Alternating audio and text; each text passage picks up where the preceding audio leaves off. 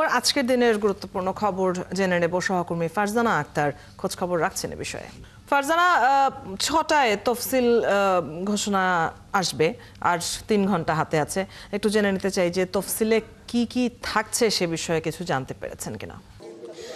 অদিতি, তফসিলে সাধারণত ভোটের সময়ে কি কি কাজ হতে পারে সেই বিষয়ে একটি রোডম্যাপ থাকে, অর্থাৎ প্রার্থীরা কবে মনোনয়ন নিতে পারবেন, মনোনয়নপত্র কবে জমা দিবেন, মনোনয়ন প্রত্যাহারের শেষ তারিখ কবে, প্রার্থিতা প্রত্যাহারের শেষ তারিখ করবে, এই ধরনের বিষয়গুলো কিন্তু আগেও যেমনটি ছিল এবারও তেমনই থাকছে, যেটি আমরা বিগত নির্বাচনগুলোতে দেখছিলাম। এগুলো আসলে বলা যায় যে সাধারণ বিষয়। এবং এর পাশাপাশি বিশেষ যদি বলি সেটি হচ্ছে এবারে কিন্তু নির্বাচন কমিশন প্রবাসীদের ভোটাধিকার নিশ্চিতে আইটি সাপোর্টেড পোস্টাল ব্যালট নিয়ে ভোটিং সিস্টেম নিয়ে এসেছে এবং সেই বিষয়ে থাকতে পারে তফসিলে বিশেষ কোনো ধরনের নির্দেশনা, এমনটি কিন্তু আমরা ইসি সূত্রে জানতে পেরেছি। এবং এবার কিন্তু নাসিরউদ্দিন কমিশন বলছে যে তারা তরুণদের ভোটাধিকারে গুরুত্ব দিচ্ছে এবং আমরা দেখেছি এবার প্রথম কিন্তু নির্বাচন কমিশন তাদের যে ভোটার তালিকা আইন 2009 সেটি সংশোধন করে প্রথমবারের মতো 3বার ভোটার তালিকা প্রকাশ করেছে। এবং এখন যদি আমি নির্বাচন কমিশনের পরিস্থিতি বলি, সেটি আমরা যেমনটি দেখছিলাম সকাল থেকে না বলা যায় গতকাল থেকে কিন্তু নির্বাচন কমিশনের নিরাপত্তা জোরদার করা হয়েছে। এখানে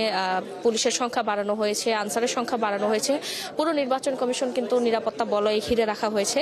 এবং আমরা যেমনটি দেখলাম কিছুক্ষণ আগে প্রধান নির্বাচন কমিশনারের সাথে অন্যান্য যে নির্বাচন কমিশনাররা তারা বৈঠকে বসেছেন এবং আপনি কিন্তু দেখতে পাচ্ছেন যে আমরা পিছনে সাংবাদিকরা অপেক্ষা করছে। কিছুক্ষণ পর নির্বাচন কমিশনের সিনিয়র সচিব ব্রিফ করবেন এবং ধারণা করা হচ্ছে সেই ব্রিফে আসলে গতকালকে আদালতের থেকে যে রায় আসছিল গাজীপুরের 5টি আসন এবং বাগেরহাটের 4টি আসন পুনর্বহাল করে নির্বাচন কমিশনের গ্যাজেট যে বাতিল করে যে রায় দিয়েছিল আপিল বিভাগ, সেই বিষয়ে আসলে কোনো ধরনের নির্দেশনা আসতে পারে এবং নির্বাচন কমিশন থেকে আসলে সেই বিষয়ে গ্যাজেট প্রকাশ হতে যাচ্ছে কিছুক্ষণের মধ্যে। সেই বিষয়ে হয়তোবা নির্বাচন কমিশন সচিব ব্রিফ করবেন। এবং এর পাশাপাশি যদি আমি বলি আসলে আজ সন্ধ্যা 6টার সময় তফসিল ঘোষণা হতে যাচ্ছে এবং যেমনটি আসলে মানুষ জানতে চায় যে ভোটের তারিখ কবে, সেটি আসলে সন্ধ্যা 6টায় আমরা বলতে পারবো যে ভোট কবে। তবে যদিও আমরা ইসি সূত্রে যতটুকু জানতে পেরেছি 8 থেকে 12 ফেব্রুয়ারির মধ্যে ভোট হতে পারে, কিন্তু সেটি আসলে এখনই বলা যাচ্ছে না যেহেতু তফসিল সন্ধ্যা 6টায়।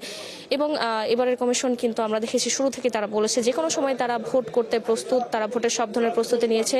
গতকালকে তারা রেওয়াজ অনুযায়ী রাষ্ট্রপতির সাথে দেখা করেছে, এর আগে রবিবার দিন তারা প্রধান উপদেষ্টার সাথে দেখা করেছিল।